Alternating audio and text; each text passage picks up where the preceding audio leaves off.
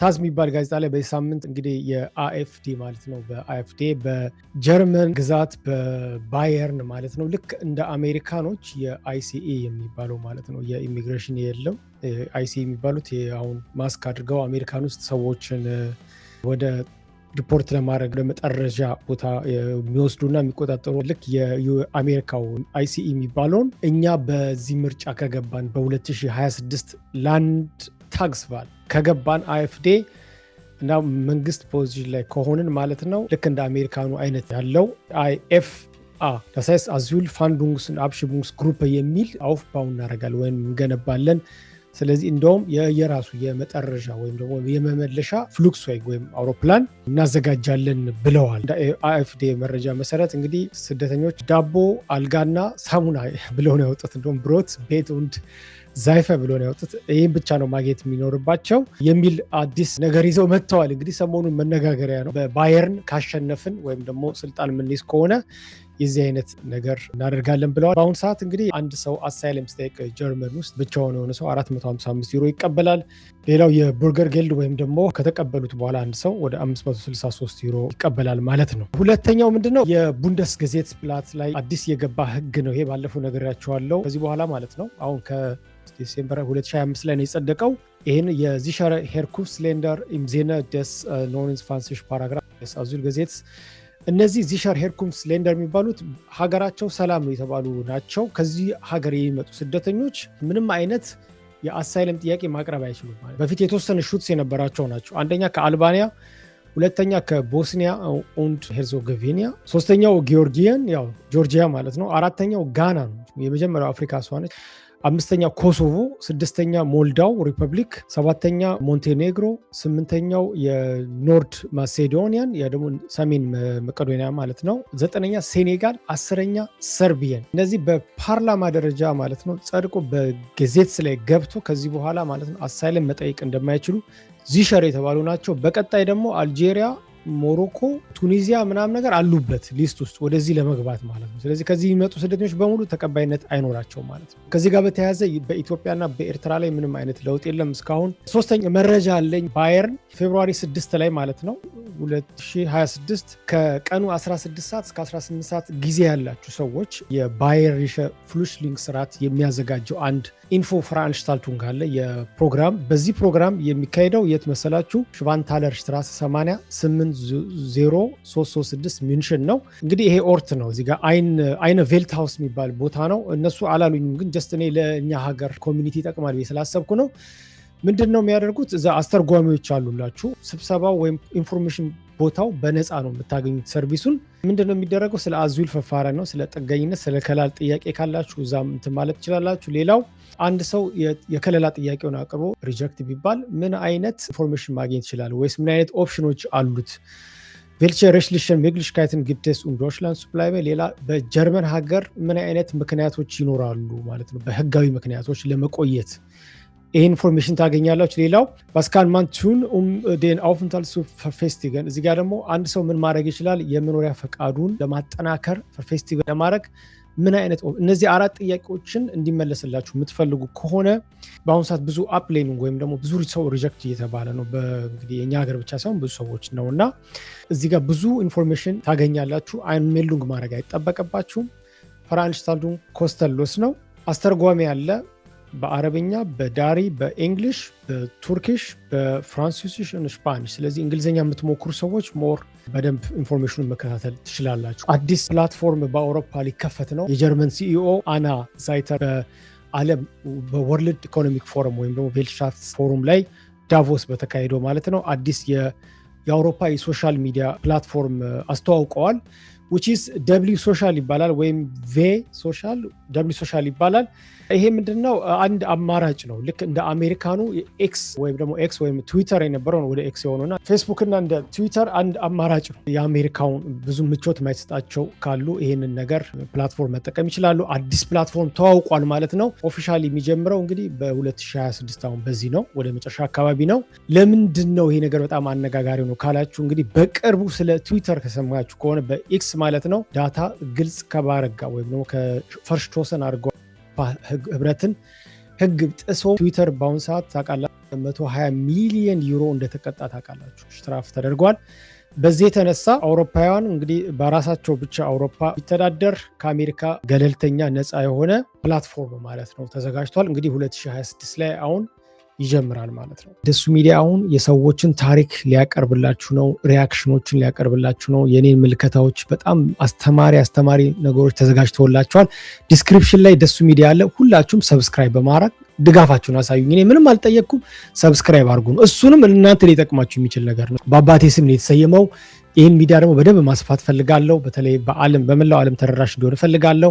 ይህንን ፍላጎቴ ሊሳካ እናንተ ማገዝ ትችላላችሁ። ጀርመን ያለውን አትሊስት ሰብስክራይብ እንድታደርጉ ለሰዎችም ሼር እንድታደርጉ ዲስክሪፕሽን ላይ ያለላችሁ እባካችሁ ገብታችሁ ሰብስክራይብ። ከኮለን ውበርታል እና ሃገን እንግዲህ ከፌብሩዋሪ 6 አሁን በዚህ ወር ማለት ነው ከፌብሩዋሪ 6 ጀምሮ ማሲቭ የሆነ አይንሽሬንኪንግ ወይም ከፍተኛ የሆነ የትሬን ችግር ይኖራል። በባው አርባይተን በኮንስትራክሽን ምክንያት ነው። ከፌብሩዋሪ 6 እስከ ዩሊ 7ኛው ወር ማለት ነው እስከ 7ኛው ወር 2026 ኦልሞስት ማለት ነው 1/3 የሰዓቱን 1/3 ኮምፕሌትሊ ሽትራሰው ገሽፔርት ይሆናል ማለት ነው። አንድ የ14 ዓመት ዜግነቱ ኤርትራዊ ማለት ነው ዮሴፍ እንግዲህ በቲክቶክ አይታችኋል። በዶርማገን ወይም ደግሞ ኖርድ ራይን ቬስትፋለን ግዛት አንድ ወጣት ልጅ እንግዲህ በወጣበት ቀርቷል።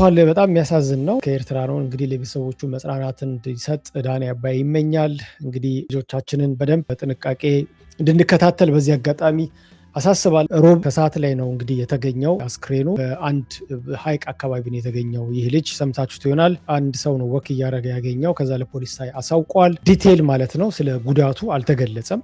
ነገር ግን ያው ወደ ሞት የሚያደርሰው አካላዊ ጥቃት እንደደረሰበት ታውቋል። ለዚህም ደግሞ የሞርድ ኮሚሲዮን ተዘጋጅቷል ማለት ነው። ቫልዜ የሚባል ዮሴፍን ምርመራ ማለት ነው ቡድን ተቋቁሟል። ፐብሊክሊ የተገለጹ መረጃዎች የሉም። ነፍሱን እግዚአብሔር አምላክ በአጸደ ገነት ያኑር። ወደ ሃምቡርግ አካባቢ ምናልባት ሰምታችኋል። ጥቃት ነው የተፈጸመው። ይሄም ደግሞ ምንድነው በሃምቡርግ ነው። ምንድነው ፖሊስ ላይ አንድ ኢንፎርሜሽን ይደርሰዋል። ምንድነው 2 ሰዎች ተገፍትረው በኡባን ላይ ሞቱ።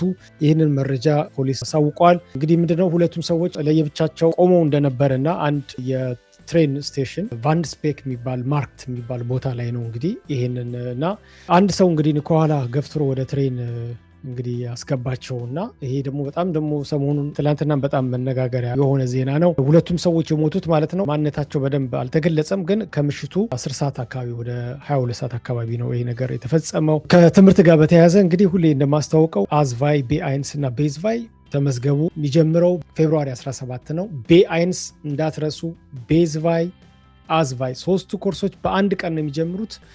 በተቻለ መጠን ቶሎ ለመመዝገብ ሞክሩ። ቶሎ ቦታ ያዙ። ቱቶሪንግ ሰርቪስ ዳኒ አባይ ራሱን የቻለ ድርጅት ነው። ስለዚህ በድርጅት ማሰራት ሪሲት ማሰራት የምትፈልጉ ካላችሁ ካምፓኒያችሁ የሚከፍል ከሆነ ናኪል ፎርም መውሰድ ትችላላችሁ። በቂ ደረሰኝ እናዘጋጅላችኋለን። አንዲት ጀግኒት ፓኪስታናዊ ዝርያ ያላት አይሆፕ እዚህ የኖረች ነች እና የካርሉስሩሄ ፍርድ ቤት ወስኖላታል። ቤት በምትከራይበት ጊዜ በኖቬምበር 2022 ላይ አንዲት ሁማሪያ ዋሲ የምትባል ኦንላይን አፕላይ ታደርጋለች። አፖይንትመንት ቤት ለማየት ማለት ነው። ያ አፓርትመንት በግሮስ ኬራው እኛ አካባቢ ነው። ባይዘወይ የእሷን የፓኪስታን ስም የፈርስት ኔም እና ላስት ኔም የፓኪስታን ታስገባለች እና ትልካለች። በዚህኛው ኢሞቢሊ ልክ ኢሞቢሊን ስኮት ሊሆን ይችላል። ብዙ አይነት አሉ። ለምሳሌ ስም መጥቀስም አያስፈልግም። እንግዲህ በተደጋጋሚ ይህንን በምትጠቀምበት ጊዜ ሁሉም ሪጀክት ተባለ። የ30 ዓመት ሴት ምንድን ያደረገችው ስሟን ሽናይደር ሽሚት እና ሽፒስ ምናምን እያለች እየቀያየረች ተመሳሳይ መረጃ፣ ተመሳሳይ ደሞዟ ተመሳሳይ መረጃ፣ ተመሳሳይ ገቢ እና ራሱ ተመሳሳይ አፓርትመንትን እያደረገች ትከታተል ነበር ማለት ነው። ስሟን ቀይረ በሽናይደር በሽሚትና በሽፒስ ስታደረገን ኦፈር እንዳትደረገች ማለት ነው። ኦፈር አድርገዋታል። ዊችስ ደግሞ ይህንን ነገር ወደ ክስ ትሄዳለች። እንግዲህ የዳርምሽታት ሪጅናል ፍርድ ቤት ማለት ነው ክሷን ተቀብሎ ይህንን ነገር ፈርዶላት 3000 ዩሮ ራሱ ካሳ ክፍያ ተደርጎ ፕላስ ደግሞ ሪምበርስመንት አድርገዋታል ማለት የሌጋል ፊዎችን ወይም ደግሞ የፍርድ ቤት ወጪዎችን በሙሉ እሷ ማለት ነው እንድትቀበል ተደርጎ በዚህ ተፈርዶ ነበር። ድጋሚ ደግሞ ምንድነው ይሄ ማለት ነው የፕላትፎርሙ ምን አደረገ? እሷን ድጋሚ ይግባኝ አለ። ይግባኝ ከተባለ በኋላ ነው አሁን ትላንትና ቀይ ለባሾች ታውቋቸዋላችሁ አይደል? የቡንደስ ገሪችቶፍ ወይም ደግሞ ካርልስሩሄ ያለው ዋናው የፌደራል ሱፕሪም ኮርት እዛም ሄዶ አፒል ተደርጎ ነበር። እዛም እንግዲህ በተመሳሳይ ሁኔታ ለእሷ ተፈርዷል ማለት ነው። በ2025 ነው አሁን እንግዲህ ያለንበት ጃንዋሪ እና ዲሴምበርን አውጡት።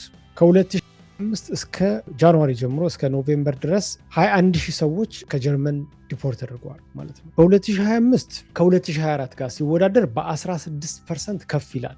ያ አብሽቡንግ እንግዲህ ከጃንዋሪ እስከ ኖቬምበር 2025 ጋብኤስ 21,311 ሰው ማለት ነው አብሽቡንግ ተደርጓል ወይም ደግሞ ወደ ሀገር ቤት ተጠርዘዋል። ይሄ ደግሞ 16% ነው ከባለፈው ዓመት ጋር ሲነጻጸር። 5,112ቱ ከዚህ ውስጥ ማለት ነው ባር ዳታ አለ እዚህ ጋር ባር ከባለፈው ዓመት ጋር ሲነጻጸር እንግዲህ 16% ብያቸዋለሁ። ከዛ ውስጥ ግን ዩበርሽቴሉንግ የሚባል ነገር አለ በደብሊን ማለት ለምሳሌ የስፔን አሻራ ካለብህ ወደ ስፔን ስትመለስ እሱም እንደ አብሽቡንግ ነው የሚቆጠረው ባይዘዌ። ስለዚህ ከዚህ ውስጥ ከ21,311 ውስጥ እንግዲህ 5,112ቱ ደብሊን ኬዝ ነው ማለት ነው። ዲ ሆይፊክስተን አብሽቡንገን ኤርፎልግተን ኢን ዲ ቱርካይ። ይህም ትልቅ መረጃ ነው። እንግዲህ አብዛኞቹ መጠረዞች ወደ የት ነው የሄዱት? ወደ ቱርክ ነው። 2,118 ሰዎች ወደ ቱርክ ተመልሷል። ወደ ጊዮርጊየን ወደ ጆርጂያ ማለት ነው ወደ 1,581 ሰዎች፣ ወደ ስፔን ደግሞ በደብሊን ወደ 1,085 ሰው ወደ ስፔን ተመልሷል። የስፔን አሻራ ያለባቸው ማለት ነው በዚሁ ዓመት ማለት ነው። በፍራይቪሊገ አውስራይዝን ደግሞ የሚባለው ደግሞ ከአብሽቡንግ ውጪ ነው። ውጪ ደግሞ ራሱን በቃይ ራሴ ሊሂድ ብሎ አንድ ሰው ጀርመንን ለቆ የሚወጣበት ነው። በዚሁ ዓመት እንግዲህ ወደ 30,400 ሰዎች ግሬንስ ዩበርትሪንግ በሻይንጉንግ አውስ ዶችላንድ አውስክራይስት። ያ ማለት ግሬንስ ዩበርትሪትንግስ አዞ በሻይንጉንግ ማለት እንግዲህ የድንበር መሻገሪያ ወረቀት ማለት ነው። ይሄ ነጩን ወረቀት ይዘው በፍላጎታቸው ጀርመንን ለቀው ሊወጡ ችለዋል። ከዛ ውስጥ እንግዲህ አብዛኛው 7,100 ከቱርካይ ነው። ቁጥሮቹን እንድታዩ የፈለግኩት ምንድን ነው ብዙ ሰው ተጠረዙ ሲባል ሁሉም ሰው የኛ ይመስለዋል። በሺዎች የኛ የሚመስለው ሰው ስላለ ይሄንን ጀስት ለማረጋጋት ነው። እና 3,500 ሶሪያዎች ናቸው በፍላጎት፣ 1,600 አልባንያ ነው፣ 1,500 ደግሞ ከራሽያ ነው። በዚሁ ዓመት ደግሞ ማለት ነው በዚሁ አብሮ ከወጡት ውስጥ ማለት ነው ከ30,000 ሰው ውስጥ ማለት ነው 16,000 አንድ ፕሮግራም አለ ሌንደር ቡንድ ሌንደር ፕሮግራም ወይም ደግሞ REAG ወይም ደግሞ GARP የሚባላል።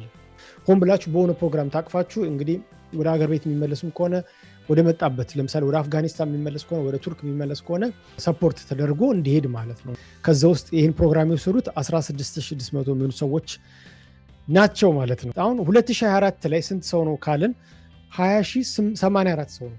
በአሁኑ ስንት ሰው ነው? 21,311 ነው። ኦፍኮርስ 16% ጨምሯል። 2023 ላይ ስታዩ 16,100 ሰው ነው። 2022 ላይ የተጠረዘው 12,000 ሰው ነው። 2021 ላይ 11,000 እና 2020 ላይ እየወረደ ይመጣል። በጣም እንደውም ከ2016 ሲነጻጸር በጣም በ3,000 ምናምን ይቀንሳል።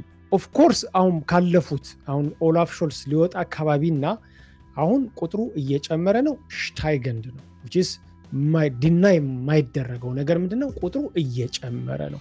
በአሁኑ ሰዓት እንግዲህ ወደ 180,000 ሰው ማለት ነው በዱሉንግ ይኖራል ጀርመን ውስጥ። አንድ ሰው ዱሉንግ የሚሰጠው የጥገኝነት ወይም የከለላ ጥያቄው ውድቅ ከተደረገ በኋላ ማለት ነው። በፍርድ ቤትም ማለት ነው፣ በባንፍ ሳይሆን በፍርድ ቤትም ውድቅ ከተደረገ በኋላ ከሀገር እንዲወጣ መረጃ ይነገረዋል። ከዛም ደግሞ ለጊዜው አውስሴትሱንግ አብሽቡንግ ተብሎ የሚሰጠው የቀይ መስመር የሚደረግበት ዱሉንግ ይሰጠዋል። ብዙ አይነት ዱሉንግ አለ ባይዘው ወይ ስለምን አይነት ዱሉንግ ነው ያለኝ የሚለው ነገር በአቅራቢያችሁ ባለ የስደተኞች ድጋፍ የሚሰጡትን ማማከር ይችላላችሁ። ኦኬ እሱን በደንብ አማክሩ። ምን አይነት ዱሉንግ ብዙ አይነት ዱሉንግ ስላለ ነው እና ሁሉም ሰው ያውቃል ማለት አይደለም እና በደንብ ቼክ አድርጉ።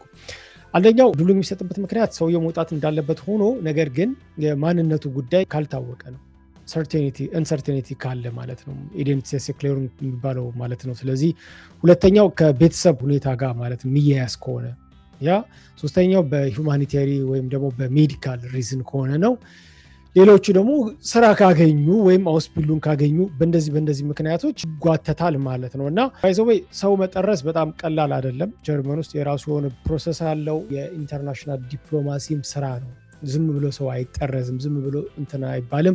ብዙ አይነት ፕሮሰሶች አሉ። ያ ማለት ለምሳሌ የኢትዮጵያኖች ለመጠረስ የጀርመን መንግስት ከኢትዮጵያ መንግስት ጋር ዲፕሎማሲያዊ ስራዎችን መስራት ይኖርበታል። በተለይ ማንነታቸው ላልታወቁ ላይ እንደዚህ አይነት ነገሮች በዲፕሎማሲ በጣም ብዙ አይነት ስራ ነው ያለው። ከሀገራችን ጋር ስናያይዘው ላለፉት 5-8 ዓመት ወይም 10 ዓመት ብትወስዱ ከዚህ በፊትም ተናግሬዋለሁ። በጣም ኢምንት ነው ማለት ነው እስካሁን ድረስ ያለው። ኦፍኮርስ ቁጥሮች ይነገራሉ፣ አብሽቡንግ ይባላል፣ እንደዚህ ተመለሱ ይባላል። ነገር ግን አብዛኛው ወደ ኢትዮጵያና ወደ ኤርትራ የመመለስ ቁጥር ማለት ነው ሲታይ በአመዛኙ ይሄን ያለው የሚባል አይደለም።